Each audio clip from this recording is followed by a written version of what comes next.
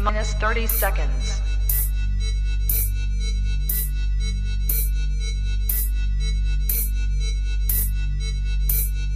T-minus 20 seconds.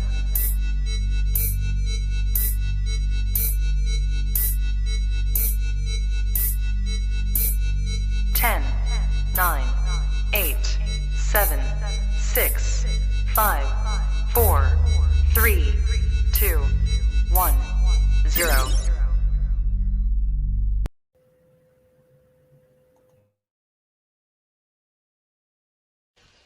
I don't have to tell you things are bad.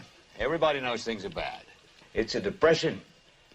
Everybody's out of work or scared of losing their job. The dollar buys a nickel's worth. Banks are going bust. Shopkeepers keep a gun under the counter.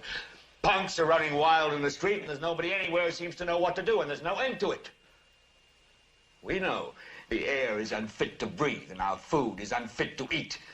We sit watching our TVs while some local newscaster tells us that today we had 15 homicides and 63 violent crimes, as if that's the way it's supposed to be. We know things are bad, worse than bad. They're crazy. It's like everything everywhere is going crazy, so we don't go out anymore. We sit in the house, and slowly the world we're living in is getting smaller, and all we say is, please, at least leave us alone in our living rooms. Let me have my toaster and my TV and my steel-belted radios, and I won't say anything. Just leave us alone. Well, I'm not going to leave you alone. I want you to get mad. I don't want you to protest. I don't want you to riot. I don't want you to write to your congressman because I wouldn't know what to tell you to write. I don't know what to do about the depression and the inflation and the Russians and the crime in the street. All I know is that first, you've got to get mad. You've got to say, I'm a human being. My life has value.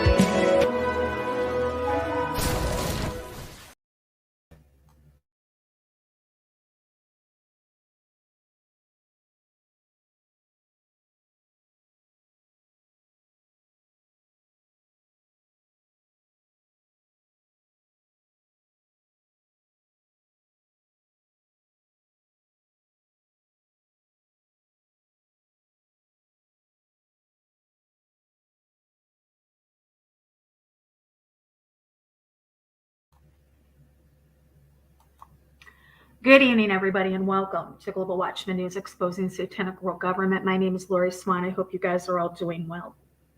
I'd like to take this opportunity to welcome everybody in our live chat.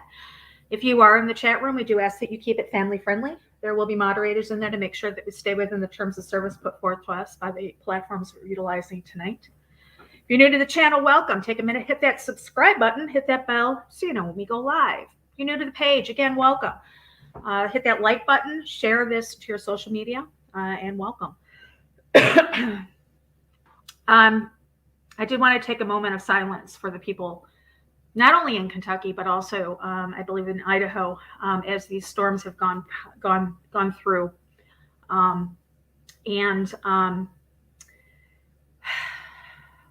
In the next couple of days, I'm going to be uploading, I believe, a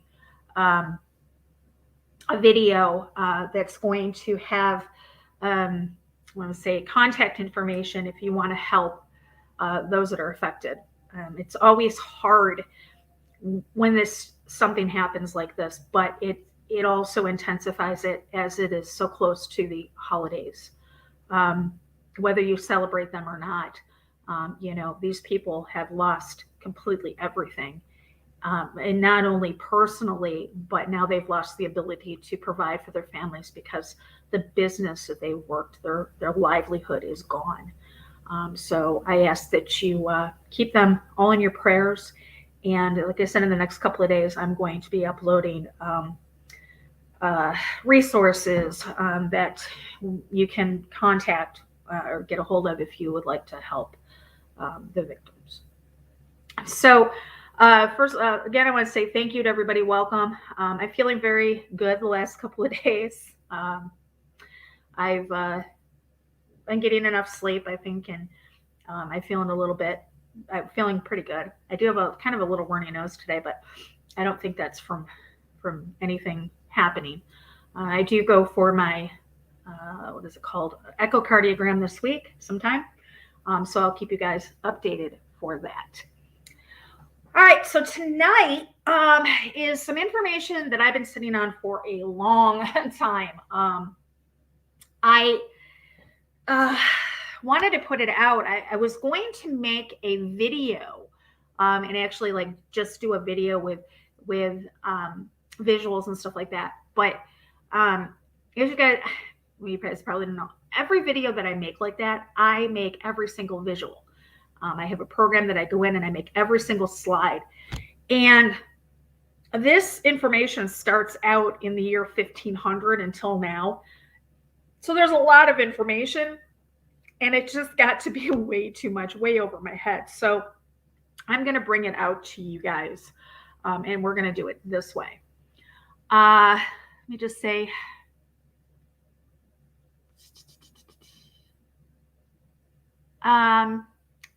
Ken, you are in YouTube right now. Would it be possible for you to go over and moderate Facebook for us? I think you're the only one that has the ability to moderate chat over in Facebook, if it's not too much trouble. If there's just like 4 or 5 people, go ahead and come back over to YouTube. But I'm not sure how many are over there at this point. I can't tell. I know Richard will be over there. Nancy probably. I would appreciate that. Okay, so let's get started. If you are the type of person that watches our channel and you take notes, tonight would be probably a night that you're going to want to get that notebook out because this information, there's a lot of it there, and it's very pertinent, I think, to the times. Thank you so much, Ken. Gotcha. All right. So here we go. All right. So this is information that it's the U.S. banking history they do not teach you in school. And this is truly the banking history they do not teach you in school. You're going to hear a few things referenced right now or in this. Now, we're not going to do all of this today because look, it starts at the year 1500 and it comes to the present time. So what I'm going to do is we're going to get as far as possibly 9:15. So an hour from now. And we're going to break it up that way. We'll do an hour tonight, hour tomorrow, or we'll see how it goes. Because I don't want to overwhelm everybody, and it's a lot easier when you come back to it to go through a shorter video. All right. So, okie dokie. So let's start in the year 1500. Once upon a time in the land. Okay. Our banking history of debt-based money. Our banking history is filled with deception, fraud, larceny, murder, and treason. To understand the problem of how modern deceptive banking policy adversely affects every American citizen and is indeed a threat to our great republic, we must begin with an examination of the historical evolution of our privately owned central banking system. A cursory exploration of this system reveals that from its very inception, by design, undermines political will and lifetime of feudal-like debt-based enslavement. This timeline summarily represents just a minuscule fragment of significant events having occurred in American banking history. Beneath the yoke of an unending cycle of indebtedness, which renders anyone who participates in the economy at the consumer level forever beholden to banks, the great majority of Americans spend a lifetime of labor, often working at more than one job, not to produce a better life for ourselves and our loved ones, but in a never-ending struggle to pay off debt or simply to pay interest and very little principal on so-called loans. This debt was literally created from thin air. The lenders risk nothing because they have in reality lent nothing. Fairness in economy is defined as receiving an equal measure of compensation for an equal measure of production. Our present economic system, completely controlled by the policies of enormous private international banking interests, by its very nature, must preclude this simple precept.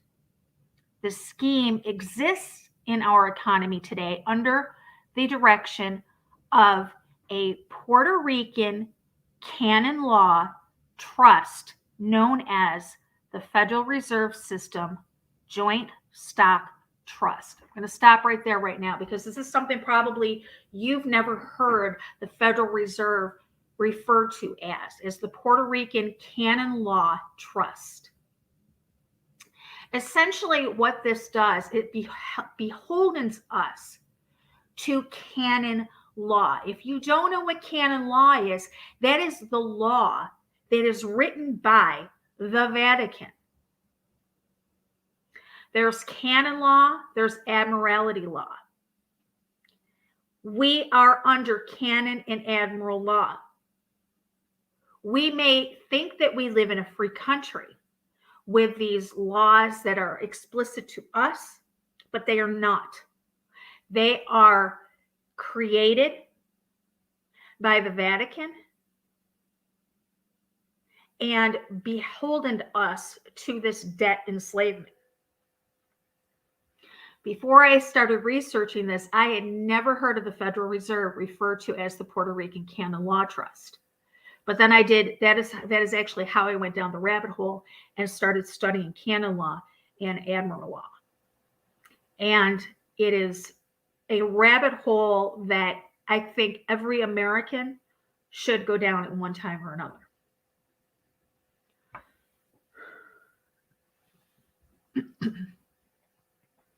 The name Federal Reserve System is, by design, a completely false and deceptive designation given to a private trust, the purpose of which is to allow the private creation, control, and ownership of our nation's currency, assets, and citizens. This ensures unlimited profit for private banking interests through the irreversible perpetuation of debt, both public and private. Okay, so that's going to give us a little bit about how our debt-based system works. Now, we're going to go from the years 1500s to the 1700s. And this is how banking came about being. So we're going to go back in time and learn how we've progressed to where we are today. Now, the goldsmiths lent far more than they had on deposit. And this is how we're going to start with this. An example of how present lending policies came into practice can be traced to goldsmiths of medieval Europe. Rather than carrying around large quantities of cumbersome gold and silver to pay for goods and services, people found it more convenient to store or deposit their hard currency with goldsmiths, who would then issue receipts which could be exchanged upon demand for the gold or silver on deposit. As people began to find it more convenient to simply exchange the receipts directly among themselves as payment, they became a widely accepted form of currency. As the system facilitated trade within the economy, the goldsmiths found that people would hold and exchange the receipts and rarely bring them in for actual asset, the gold or the silver on deposit. With this realization, the goldsmiths began to produce more receipts, currency, for the assets than they actually had on deposit, and they would lend those out at interest. By the system of counterfeiting, they found that they could actually control the supply of currency in circulation. By reducing the available supply of money in circulation, they would force the borrowers into insolvency and foreclose on property. This system was implemented in cycles which would impoverish the debtors and enrich the goldsmiths. Throughout the following centuries, attempts to reform these types of practices have provided temporary relief. Through manipulation and centralization of wealth, however, this practice is perpetuated in much of the same form as our present money system. So they realized that people, when they deposited their gold and their silver, and they got these receipts, the receipt showed you exactly how much money you had. So you could use that as currency. So that's how the first paper currency came about. Well, these shysters realized that people were not coming in and exchanging the receipts for the gold that they had on hand, that they were just content with trading the receipts, which left them a door open for them to not have that currency on file or at the banks or at their places where the deposits were made. Kind of like the way we operate today. We all know that the Federal Reserve, Fort Knox is empty. We have no gold base for our money. We just keep printing money. And that's exactly what they started doing. They just started printing these receipts, but they didn't have the gold and the silver to back it up, which, that's how they got richer. So fast forward to the 1700s and colonial freedom and wealth via debt-free colonial script. In the mid-1700s, New England was very prosperous. Benjamin Franklin wrote, quote, "There was abundance in the colonies, and peace was reigning in every border. It was difficult and even impossible to find a happier and more prosperous nation on all the surface of the globe.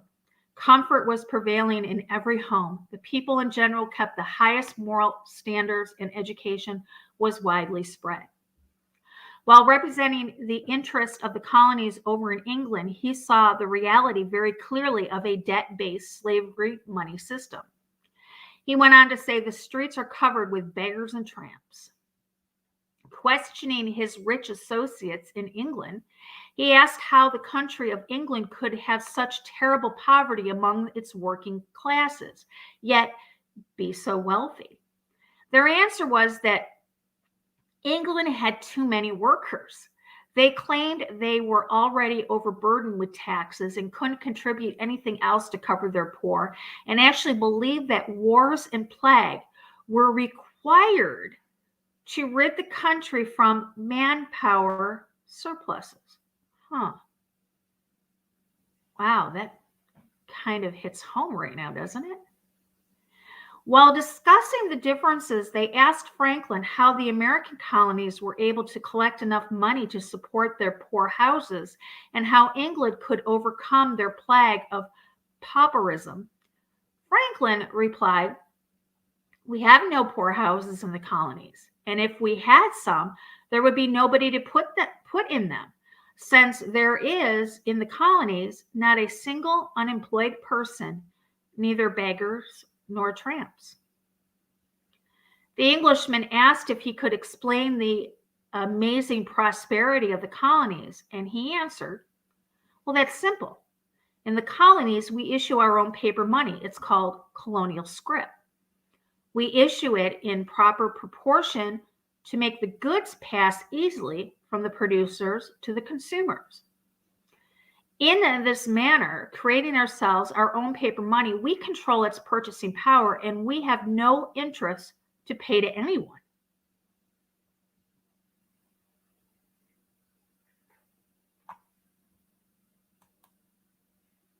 Okay. And we're going to fast forward to 1751 to 1775. And this is when the British Crown outlawed the colonial scrip.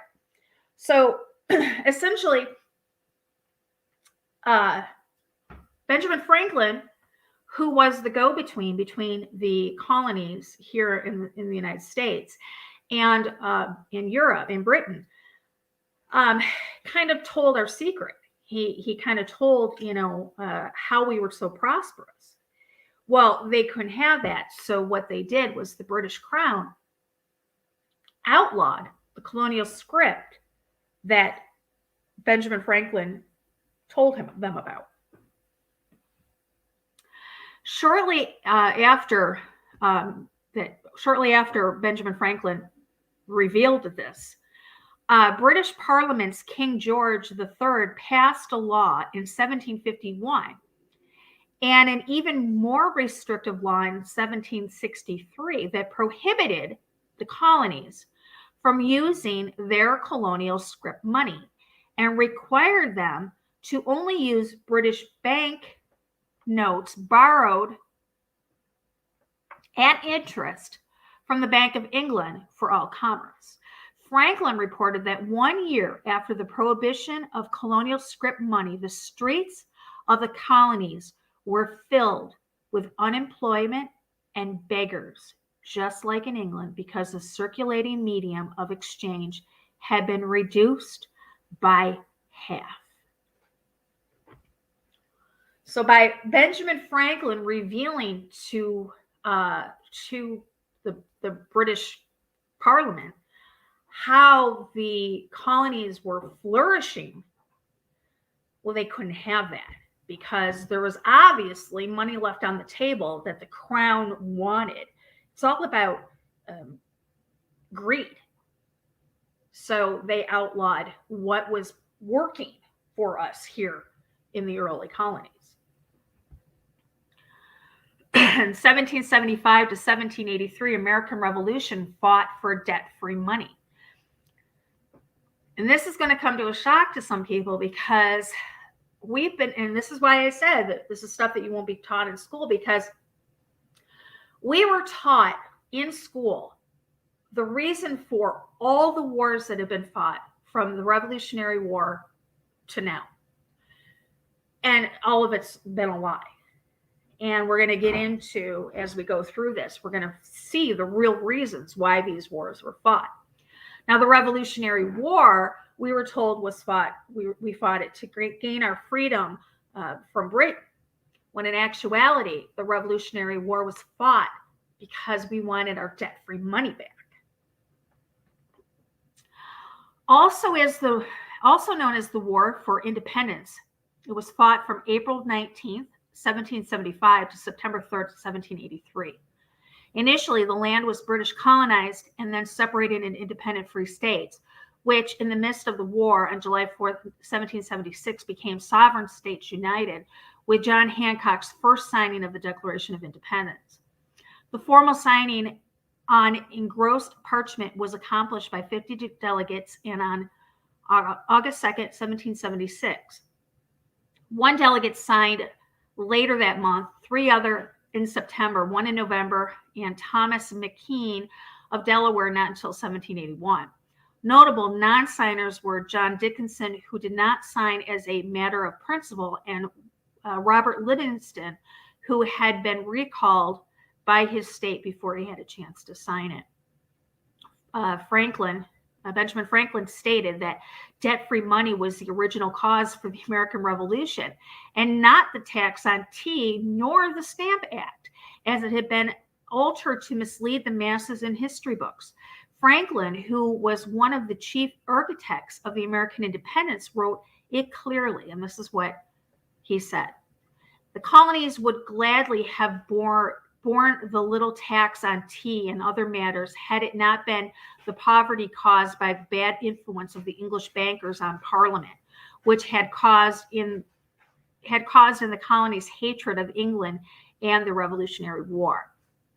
This point of view for Franklin was confirmed by great statesmen of his era, John Adams, Jefferson, and several others. A remarkable English historian, John T. Wells, wrote, speaking of money of the colonies, the colonial script, it was the monetary system under which America's colonies flourished to such an extent that Edmund Burke was able to write about them.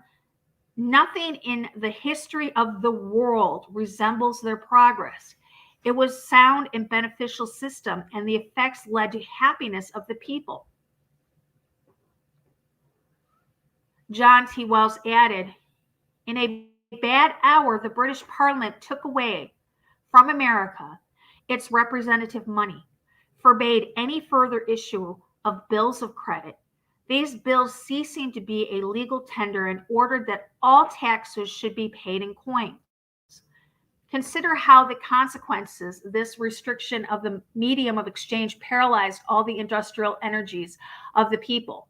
Ruin took place in these once flourishing colonies. Most rigorous distress visited every family and every business. Discontent became desperation and reached a point, to the use of the words of Dr. Johnson, when human nature rises up and asserts its rights.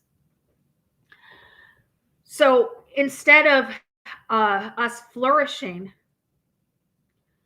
as a new country, or as a new free land, this caused the economic problems that we had escaped from to be brought over here. So when they say that they fought for the tea tax, I mean, he said we would have paid that. That was nothing compared to what happened after the war. 1777 to 1781, Articles of Confederation formed the new government. Philadelphia was the capital. The Articles of Confederation were agreed to by the sovereign United States with Congress assembled on November 15th, 1777, and were ratified on March 1st, 1781. The Continental Congress was the initial government. They served as the bridge between it and the soon-to-be-created Confederation form of government. The Articles established a perpetual union among the sovereign foreign states and nations. These articles and their creation of the Confederate Republic with foreign states and nations is still in operation. From the time of the Declaration of Independence on July 4th, 1776, to the time of the Articles of Confederation, there was a space of time of 16 months and 11 days. During this period of time, the several nations, states, countries were sovereign unto themselves as relates to foreign earthly powers.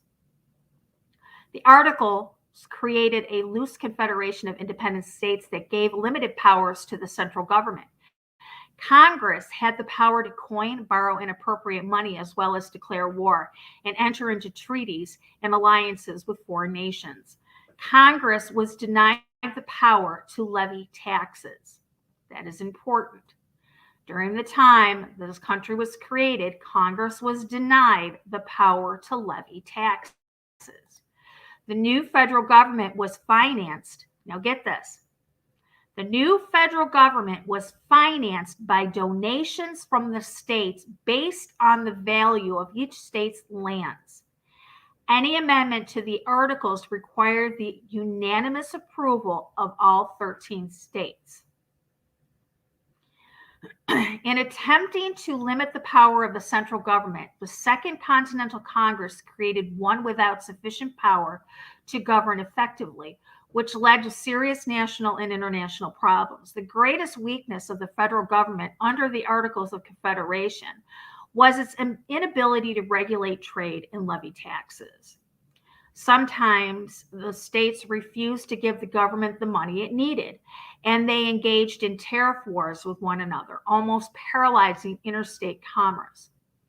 The government could not pay off the debts it had incurred during the Revolution, including paying soldiers who had fought in the war and citizens who had provided supplies to the cause. Congress could not pass needed measures because they lacked the 9-state majority required to become laws. The states largely ignored Congress, which was powerless to enforce cooperation, and it was therefore unable to carry out its duties. In addition, the new nation was unable to defend its borders from British and Spanish encroachment because it could not pay for an army when the states would not contribute the necessary funds. After the colony victory in the Revolutionary War, it became obvious to the founding fathers that the original attempt would not be equal to the task of providing the equitable law which they sought.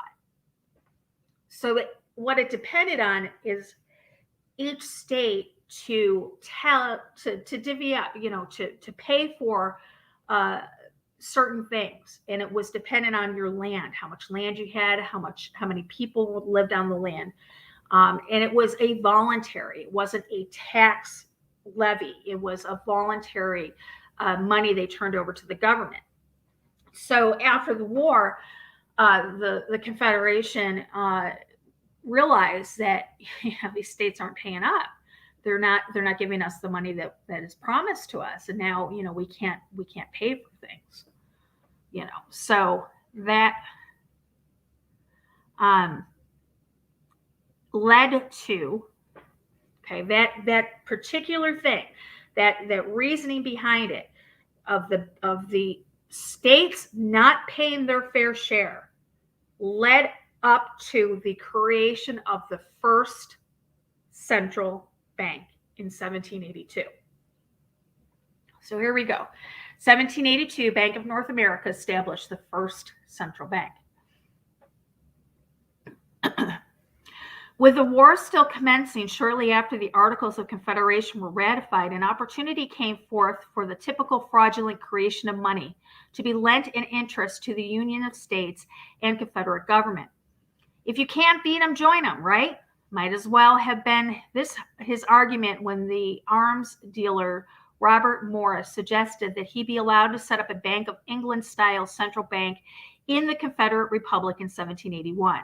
Desperate for money, the $400,000 he proposed to deposit to allow him to loan out many times that through fractional reserve banking must have looked really attractive to the impoverished American government. So here this guy comes in and he says, look, I'm going to take $400,000, which back in 1782, I don't even know what that would come out to. I don't even know how many millions, how many billions. I don't know.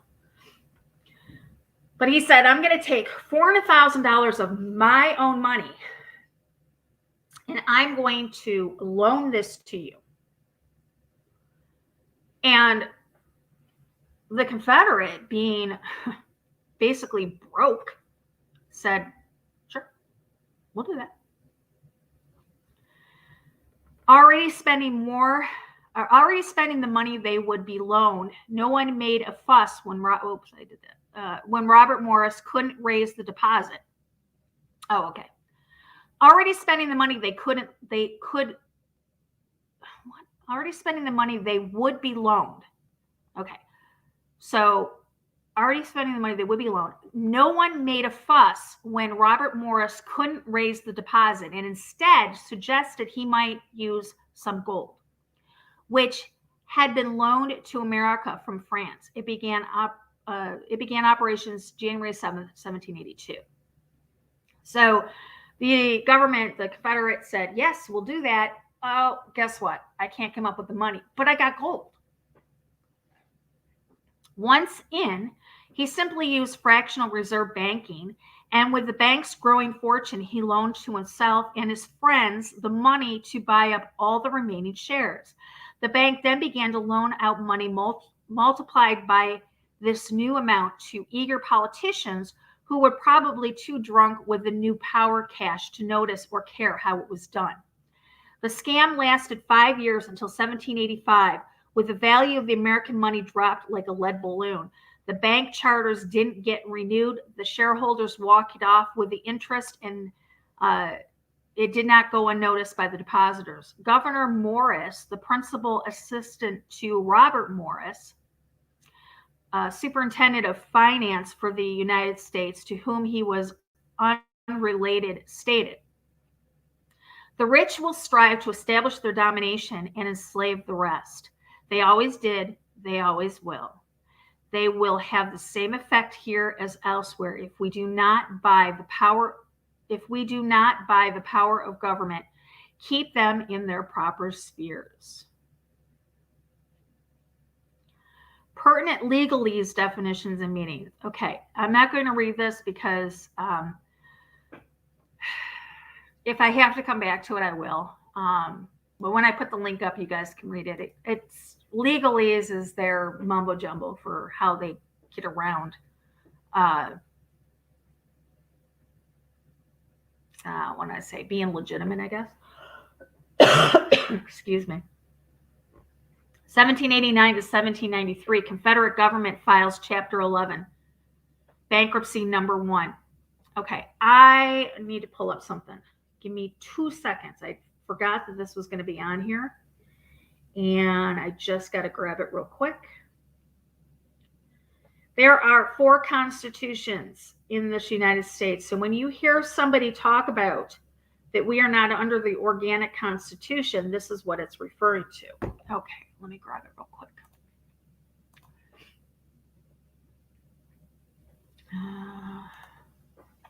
2 seconds here.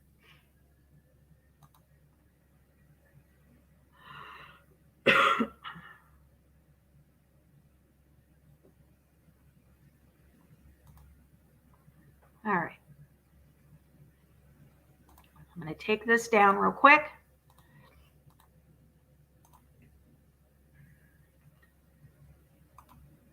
And I'm going to throw this one up. Okay. The United States was under 4 constitutions. There are 4 of them. There is the organic constitution, and then every single time the United States government files bankruptcy, a new constitution needs to be written up. It's just like what happens with a corporation. When a corporation goes bankrupt, what they do is they divide it up and they reorganize it and they come back under another name. And that is exactly what happened with this country. The first time we filed Chapter 11 was from 1789 to 1793. And that Constitution stated that the name of our country was the Constitution for the United States of America. Okay? So when they redid the Confederate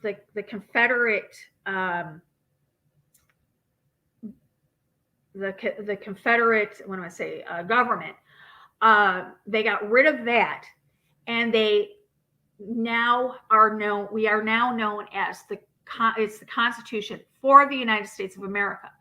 Now, the United States of are all small letters.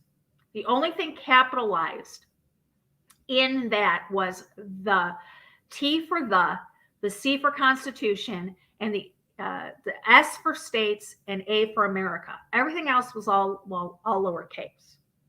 And that's important because they're going to change it around and they're going to redo it. And all they're going to do is capitalize certain letters to where the average person wouldn't even notice. Okay. But that was the first time that now we are now under a different constitution. Okay, let's go back to the other one.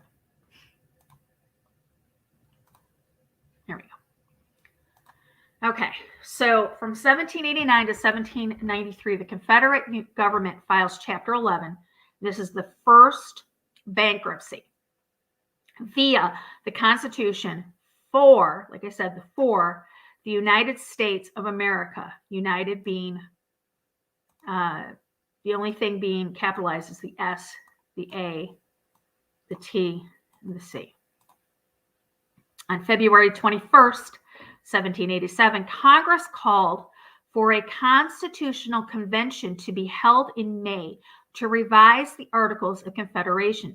Between May and September, the convention wrote the Constitution for the States United, which retained some of the features of the Articles of Confederation and gave considerably more power to the new federal-bodied Confederate government.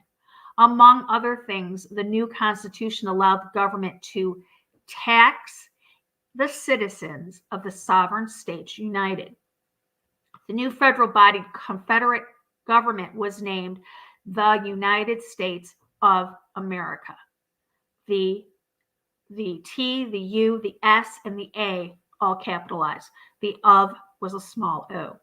Being changed from the previous known as Several States United, Union of several states of the Union, Sovereign States United, names and aliases. There was an unpayable outstanding war debt among the Confederate government and sovereign states of 17 million silver lira from French banks, all due on December 1st, 1789. Therefore, the bankruptcy charter had to be drafted. All constitutions are bankruptcy charters, contracts, or compacts.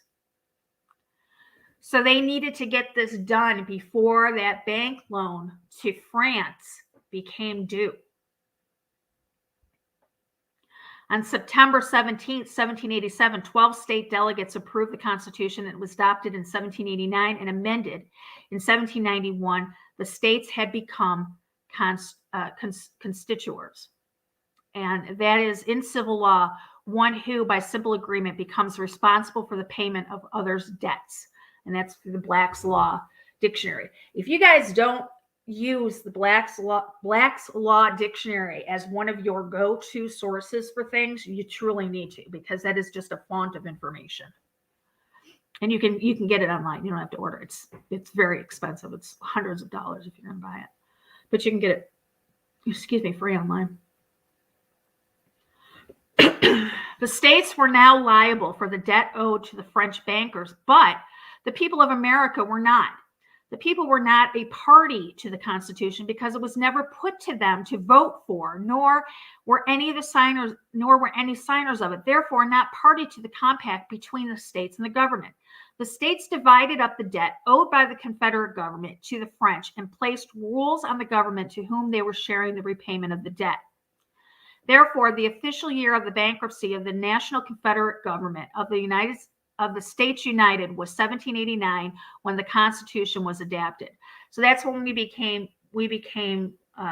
Confederate government ceased and the Constitution government was established. The Constitution, which is a bankruptcy compact. If you know anything about bankruptcy law and companies, you'll understand that every time a company goes bankrupt and it's going to not go solvent because they want to come back, okay, you change the name and you change the bylaws or the constitution of that company. And this is exactly what they did. Because the government was not a Confederate now. It had established or it had adapted this Constitution because it had filed bankruptcy. So what it had basically done was it had, like all other companies, like companies do, even modern day companies, is you'll hear sometimes you'll hear them talking about they're restructuring the company because it's filed bankruptcy. It's the bankruptcy restructuring. And that is exactly what happened when they went from the Confederate to the Constitution. A lot of people don't know this. A lot of people don't know that it's happened 4 times, not just once in this country, 4 times. We're going to get into that. The Constitution is a bankruptcy compact, designated and limited the powers of the newly established National Confederate government and restricted its venue to the district not exceeding 10 miles square of area purchased for forts, magazine, arsenals, dockyards, and other needful buildings. The Constitution is not an instrument for the government to restrain the people. It is an instrument for the state's people to restrain the government. Patrick Henry said that. The judge in the Pettleford case stated, but indeed, no private person has the right to complain by suit in court on the grounds of breach of the Constitution. The Constitution, it is true, is a compact, but he is not a party to it. The states are the parties to it, and they may complain. If they do, they are entitled to redress, or they may waive the right to complain. The Constitution does not cover the people. It only covers the states. This is something you're not going to be taught in school. When we sit up here and we say, I have a constitutional, I have a First Amendment right, I have a Second Amendment right, I have a Third Amendment right, I have a Fourth Amendment right. In reality, you don't have any rights because you are indentured slaves. And we're going to get into that. Patrick Henry boycotted the Constitutional Convention in 1787 because he so eloquently put it, I smell a rat. And suspected the worst. And he suspected the worst. That the independent colonies that had thrived for over a century were to be herded under one consolidated government, a vast government apparatus founded not on liberty, but on the bureaucratic dreams of monarchists and mercantilists and like Alexander Hamilton.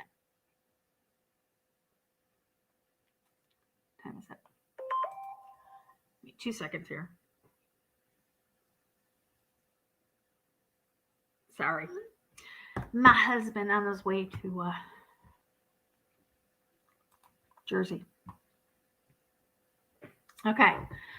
So in 1791, the first bank of the United States was established, was actually the second central bank because the first one, we read that it kind of fell apart. 8 years after George Washington led the colony victory of independence from the British and their debt-based money system, in 1791, a bill sponsored by Rothschild agent Treasury Secretary Alexander Hamilton was passed by Congress. These Rothschilds, they've had their hand in everything from the beginning of this country. From the first establishment in this country, the Rothschilds have had a stake, a financial stake, and they've had their thumb on basically everything that happens in this country.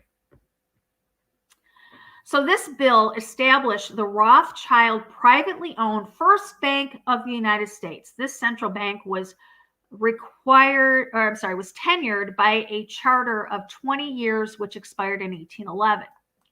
Just 1 year after Mayor Amschel Rothschild had uttered his famous, quote, "Let me issue and control a nation's money, and I care not who makes the laws." Mayor Amschel Rothschild. You think the Rothschilds are bad now? They're nothing compared to Amschel. He was, he had his hand in everything. He is the one that funded the current creation of the modern day Illuminati through Weishaupt. He gave money to Weishaupt to write the declaration and the creation of the modern day Illuminati in back in was 1776, May 1st, May Day. That's why they felt that's one of their high holidays or high holy days is May 1st, 1776. That was when the creation of the modern day Illuminati. And Amsel was the one that put the money up. 1792, the Whiskey Rebellion occurred. In 1792, the federal government imposed a whiskey excise tax of 25%. This particularly hurt the farmers on the western frontier since they grew grain and converted it to whiskey because grain was too expensive to ship. Whiskey was used as a form of cash and it was easily transportable. To collect the tax, the forerunner of the IRS was created. The country was divided into 14 districts with 14 district directors. When the farmers in western Pennsylvania refused to pay the tax, a judge on the Supreme Court certified the existence of a state of insurrection. And President Washington called out the militia for a show of force. Fortunately, no military confrontation ensued. This was the first time that the president had assumed his position as commander-in-chief. This was the first exercise of emergency powers. So we get past Washington as our president, and in 1797 to 1801, we have now John Adams is going to be elected president.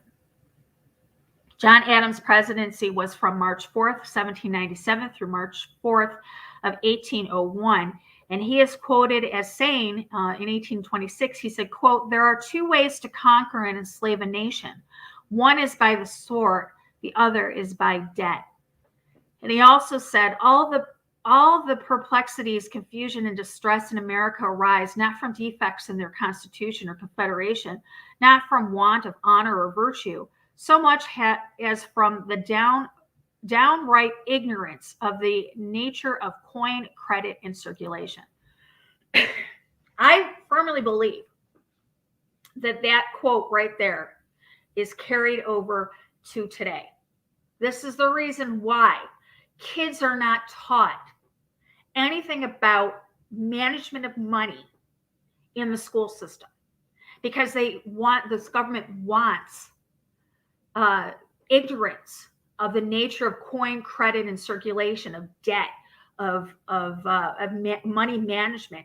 They want to make sure that the people are dumb when it comes in. And I don't mean to put anybody down by calling you dumb. You guys know what I mean. They want to they feed on that ignorance. You know, that's why we see that the financial colleges are usually Jesuit colleges. And it's pretty, it's kind of like the law schools. They created that new language, the legalese. It's the same thing with the financial companies. They try to keep it limited to certain people that go there, certain people that graduate, and they keep the average person like you or I. Have you ever looked at a legal contract? When you put that with the legalese, that the language of the law, even reading a contract for your cell phone, that's all legalese. Not to mention like court documents, obviously that's legalese, but every aspect of it, all of the loan applications, the fine print that you read at the bottom, it's all legalese, and it's designed to cause confusion.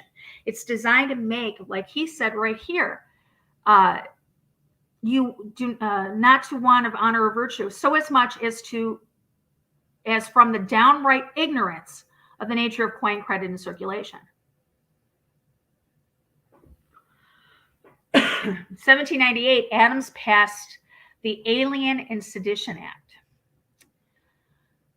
With this act, Congress delegated to the president virtually unlimited power to direct the conduct of national of nationals of hostile countries whenever the United States should be engaged in a declared war or its territory threatened with invasion.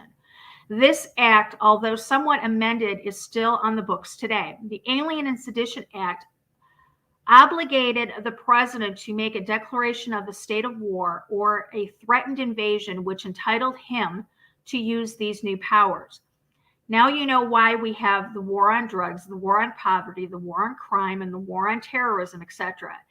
It is so the president can exercise his emergency powers over U.S. hostile nationals. As long as the government keeps the country in an active threat of invasion, the president has increased power over the things that he can do. And that's true. It's why this war on drugs, we know that's bull crap. We know that the U.S. government, the DEA, brings over more drugs than they've ever stopped at the border. The war on terrorism, again, it was bull crap. The reason why that we're over, after 9/11, it had nothing to do with what happened with 9/11. They wanted the territory. They wanted the land. They wanted the oil. A lot of people will always say, wars are fought for God. Well, sure. Gold, oil, and drugs. That's their God. That's how our wars are fought with. So this Alien and Sedition Act that he passed in 1798 is still on the books.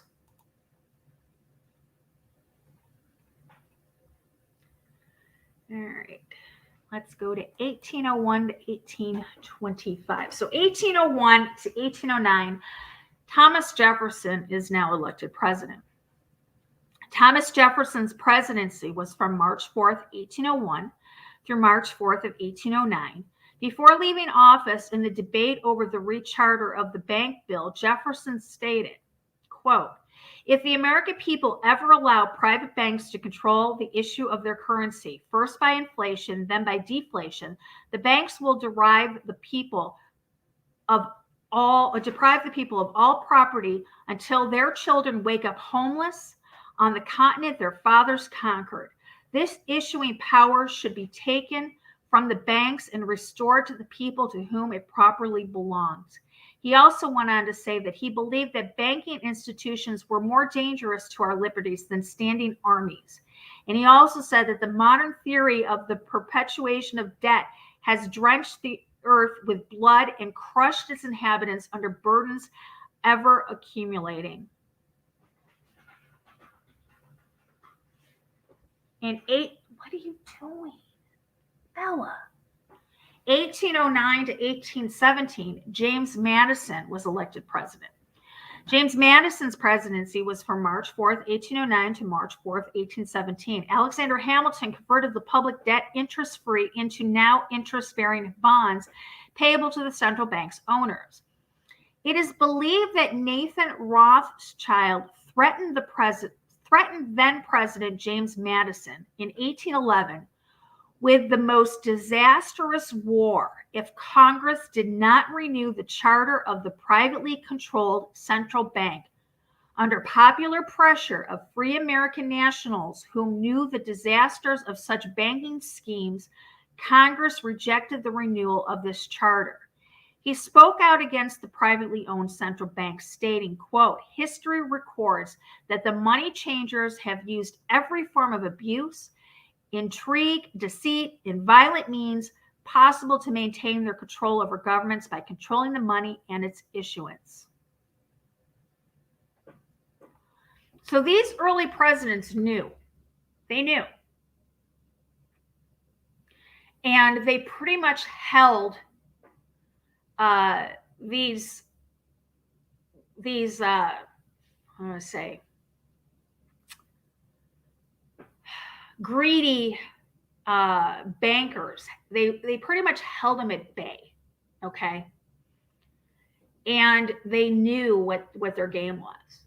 But as time went on, again, and things get forgotten, and, time passes, and, things start to change. So in 1812,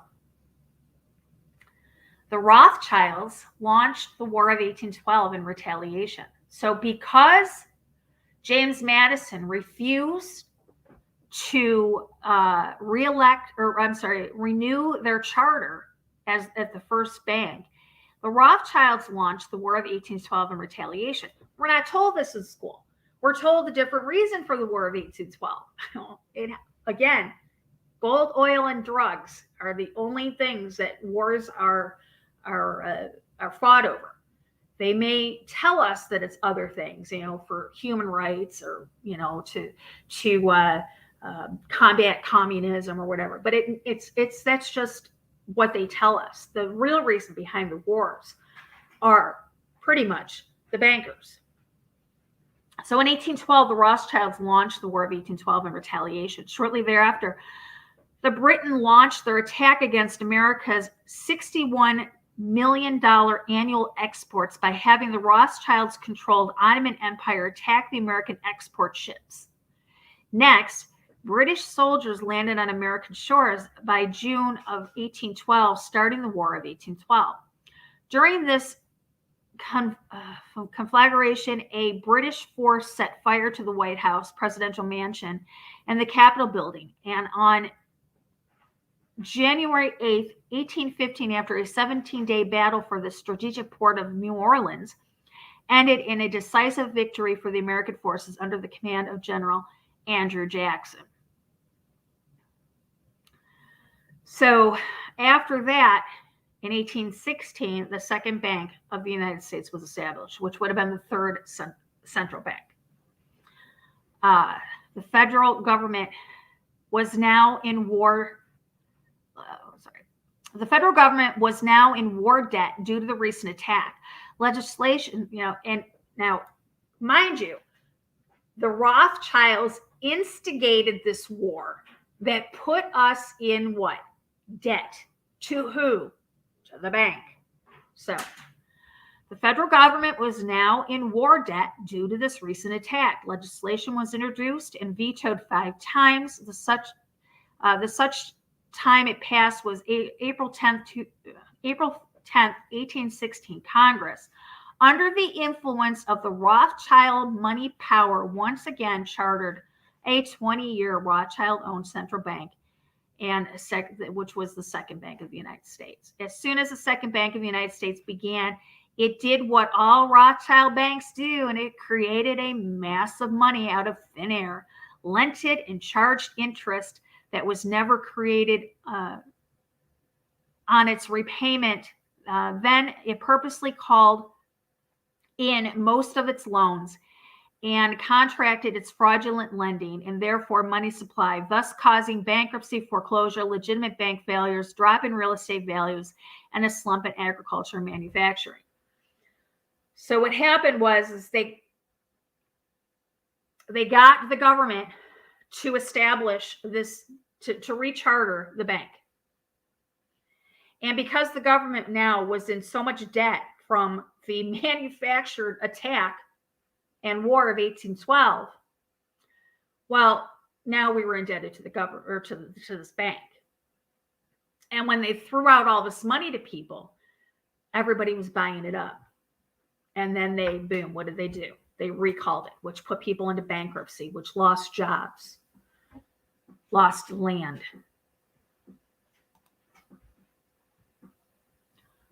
And then in 1829, Andrew Jackson was elected as president. Andrew Jackson's presidency was from March 4th, 1829 through March 4th, 1837. In 1828, however, an ardent and avowed opponent of the central banking concept, Andrew Jackson was elected president. Jackson was determined to kill the bank. He led a popular campaign proclaiming that he would do so much resonated with the American public, from whom, after 12 years of manipulation, had enough. The bank's 20-year charter didn't come up for renewal until 1836, which would be the last year of his second term. if he could survive that long. During his first term, Jackson contented himself with rooting out the bank's many minions from the government service. He fired over 2,000 of the 11,000 government employees. He stated, quote, "The bold effort the present central bank had made to control the government are but premonitions of the fate that await the American people should they be deluded into a perpetuation of this institution or the establishment of another like it. If Congress has the right under the Constitution to issue paper money, it was given to be used by themselves and not be delegated to individuals or corporations. I am one of those who do not believe that a national debt is a national blessing, but rather a curse to the republic, inasmuch as it is circulated to rise around the administration of money, administration a moneyed aristocracy. I can't even pronounce it. Dangerous to the liberties of the country." Basically, what he's saying is, sorry guys, I'm getting tired. Basically, what he's saying is that he understood the evils that the bank was holding over our heads, and he knew that if it was continued to go, that it would have major consequences. So what he did was in 1832, he vetoed the bank charter renewal. Now, remember what happened the last time that the Rothschilds got turned down. Okay, so in 1832, with his reelection approaching, the bank persuaded Congress to pass a renewal bill 4 years prior to its expiration. Although Congress complied, Old Hickory vetoed it. Next, Jackson took his campaign on the road with the slogan, "Jackson and no bank." He was reelected in a landslide against Senator Henry Clay, who received $3 million in banker campaign funds. Despite his presidency victory, Jackson knew the battle was only beginning.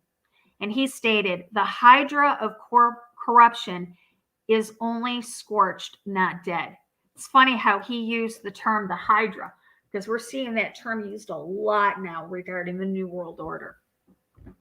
Jackson fired 2 successive secretaries of Treasury after ordering them to withdraw the government's funds from the second bank and start depositing them in state banks. His third Secretary of Treasury began doing so on October 1st, 1833, and the elated Jackson said, "I have a chain. I am ready with screws to draw every tooth and then the stumps." The bank's president, Nicholas Biddle, used his influence to get the Senate to reject the new Treasury Secretary's nomination. Then, an act of arrogance, proclaimed to Congress that he would cause a depression by making money scarce if the bank charter wasn't renewed. You saw what happened the first time. The first time the government did not want to renew the Rothschild bank charter, and they started the War of 1812, put this country in debt. So they had to file bankruptcy. The second time, here it is, it's coming up, and now they're threatening to make money scarce. So in 1833 to 1834, the second bank of the United States caused the Great Depression, or caused a depression, not the Great Depression, sorry, caused depression. I jumped ahead because it did cause the Great Depression, but we'll get to that when we get to that. This worthy president thinks that because he has scalped Indians and imprisoned judges, he has to have his way with the bank. He is mistaken. Nothing but widespread suffering will produce any effect in Congress. Our only safety is in pursuing a steady course of firm restriction. And I have no doubt that such a course will ultimately lead to restoration of currency and the recharter of the bank. Nicholas Biddle made good on his threat. The bank sharply contracted the money supply by calling in old loans and refusing to extend new ones. A financial panic ensued, followed by a deep depression. Naturally, Biddle blamed Jackson for the crash, saying that it was caused by the withdrawal of federal funds from the bank. Unfortunately, his plan worked well. Wages and prices sagged. Unemployment soared along with business bankruptcy. The nation quickly went into an uproar. Newspaper editors blasted Jackson in editorials. The bank threatened to withdraw payments, which then could be made directly to key politicians for their support. Within only months, Congress assembled in what was called the panic session. 6 months after he had withdrawn funds from the bank, Jackson was officially censored by a resolution that passed the Senate by a vote of 26-20. It was the first time that a president had ever been censored by Congress. From the original minutes of the Philadelphia bankers sent to meet with President Jackson from February 1834, this is what they said. Gentlemen, I have had men watching you for a long time, and I'm convinced that you have used the funds of the bank to speculate in the breadstuffs of the country. When you won, you divided the profits amongst you, and when you lost, you charged it to the bank. You tell me that if I take the deposits from the bank and annul this charter, I shall ruin 10,000 families. That may be true, gentlemen, but that is your sin. Should I let you go on, you will ruin 50,000 families, and that would be my sin. You are a den of vipers and thieves. Bringing his fist down on the table, he yelled, I will rout you out. So in 1834, Jackson decided he was going to pay off the central bank, and he survived an assassination attempt. Every assassination of a U.S. president has been at the hand of the bankers and the people working for them. We'll just say that. The governor of Pennsylvania came out supporting Jackson and strongly criticized the bank. On top of that, Biddle had been caught boasting in public about the bank's plan to crash the economy. In April of 1834, the House of Representatives voted 134-82 against rechartering the bank. Ugh, bad. A special committee was voted on to investigate if the bank had caused the depression. When the investigating committee arrived at the bank's door in Philadelphia, armed with a subpoena to examine the books, Biddle refused to give them up, nor would he allow inspection of the correspondence with congressmen relating to their personal loans and advances he made to them. He also refused to testify before the committee back in Washington. On January 8th, 1835, Jackson paid off the final installment on the national debt, which had been necessitated by allowing the banks to issue currency for government bonds rather than simply issuing treasury notes without such debt. Shortly thereafter, on January 30th, 1835, Richard Lawrence attempted and failed to assassinate Andrew Jackson at point blank when both of his pistols misfired. The following year was the end of the debilitating central banking scam in America until the fourth central bank began with the passage of the National Banking Act in 1864. Biddle was soon tried for fraud and died before he was convicted. When Andrew Jackson was asked his greatest accomplishment, he replied, I killed the bank. He, however, didn't grasp or stop the core function of their fraudulent system, fractional reserve banking. In 1836 to 1865, the uncontrolled fractional reserve banking era. During this period, spanning the years 1836 to 1865, state-chartered banks had privately developed free banks become prevalent on the American economic landscape. These banks issued their own currency, in which only a fraction was redeemable in gold, or offered demand deposits, checking accounts to facilitate trade and commerce. A rapidly expanding system of check transactions engineered the New York Clearinghouse Association in 1853 as a vehicle for banks to exchange checks and settlement accounts. These state-chartered banks, not working in unison, were able to have the same drastic negative effect as a centralized bank. Their own greed and lack of refined experience kept them from consolidating their power. However, they caused further economic instability prior to the Civil War. Regardless, America vigorously expanded westward in its California gold rush. 1849 to 1850, Zachary Taylor was elected president and assassinated. Zachary Taylor's presidency was from March 4th, 1849 through July 9th, 1850. President Zachary Taylor opposed the creation of a new private central bank owing to the historical abuses of the first and second banks of the United States. And he stated, quote, "The idea of a national bank is dead and will not be revived in my time." And he also said, "In the discharge of duties, my guide will be the Constitution, which I this day swear to preserve, protect, and defend."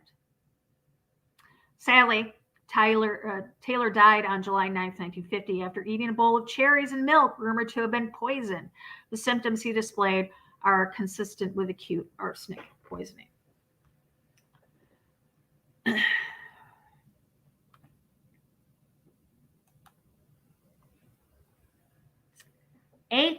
We might just finish this tonight. I don't know. Let's see. 1850s. The Rothschilds seek to start a fund both sides of the Civil War. Okay, so one Rothschild family biography mentions a London meeting where an international banking syndicate decided to pit the American North against the South as part of a divide and conquer strategy. German Chancellor Otto von Bismarck once stated, quote, "The division of the United States into federations of equal forces was decided long before the Civil War." These bankers were afraid that the United States would upset their financial domination over the world. The voice of the Rothschilds prevailed. Rothschild biographer Derek Wilson says the family was the official European banker to the Confederate governments and strong supporters of the Bank of the United States. In the years following the independence, a close business relationship had developed between the cotton-growing aristocracy in the South and the cotton manufacturers in England. The European bankers decided that this business connection was America's Achilles heel, the door through which the young American republic could be successfully attacked and overcome. The Illustrated University History, 1878, page 504, tells us that the southern states swarmed with British agents. These conspired with local politicians to work against the best interest of the United States. Their carefully sown and nurtured propaganda developed into open rebellion and resulted in the secession of South Carolina in December 29th of 1860. Within weeks, another 6 states joined the conspiracy against the Union and broke away to form the Confederate States of America with Jefferson Davis as president. The plotters raided armies, seized forts, arsenals, mints, and other Union property. Even members of President Buchanan's cabinet conspired to destroy the Union by damaging the public credit and working to bankrupt the nation. Buchanan claimed to deplore secession, but took no steps to check it, even when the U.S. ship was fired upon by South Carolina shore batteries. Quote, "The few who understand the system will either be so interested in its profits or be so dependent upon its favors that there will be no opposition from that class, while on the other hand, the great body of people mentally incapable of comprehending the tremendous advantage that capital derives from the system will bear its burden without complaint, and perhaps without even suspecting that the system is inimical to their interests." So they had already planned on pitting the North and the South against each other. Europe had a stake in the South's cotton fields. unfortunately, we had not gone through, this country had not gone through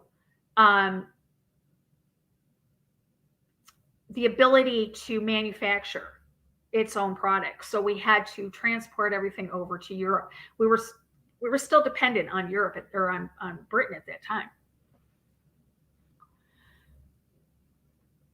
So in 1850s, the Rothschilds funded Karl Marx's communist works. Go figure. Okay, I'm going to take a break for just a second. I'm going to go into the chat. Just take a minute because I'm out of breath.